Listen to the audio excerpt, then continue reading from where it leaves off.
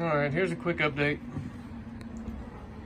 Instead of building the Y pipe running in front for the turbo, I decided to go ahead and buy the cheap log. I found one for 187 bucks. They had a whole lot of casting flash. Even the expensive one, you're gonna have to get a die grinder, which I bought one over there at Harbor Freight for 22 bucks with long reach. Got it all cleaned up where you can get the spark plugs in and get a ratchet through. But this one is actually, it's cast with the V-band on. So like they cast this thing and then they machine the V-band surface to machine the rest out of the cast. But they leave a lot right here that you're gonna have to clear out. You're gonna have to get you a die grinder because you can't fit a normal 4.5 inch angle grinder in there. You have to do most of it by hand with a little die grinder. But I've got lots of parts.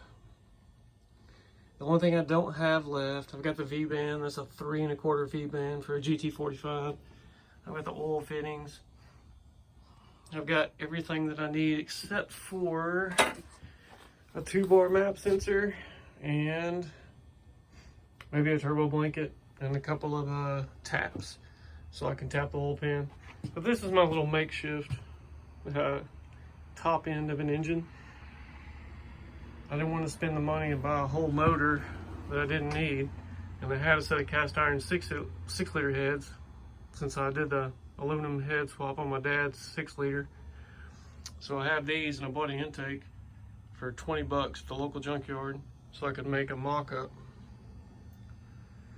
So I used the intake and a pair of steam lines to get the spacing correct so that I could mock up and work on building the turbo kit. So anyway, getting closer. Once I get the rest of the parts gathered up, which I have most of everything, then I'm gonna take a long weekend, take a few days off of work, get it on there in about 4 days. The thing that's gonna take me the longest is welding up the 3-inch downpipe and connecting it to my regular exhaust, since this is gonna be a daily driver. All right, well, there's an update. Hopefully I'll get this on there, get it running by the end of March.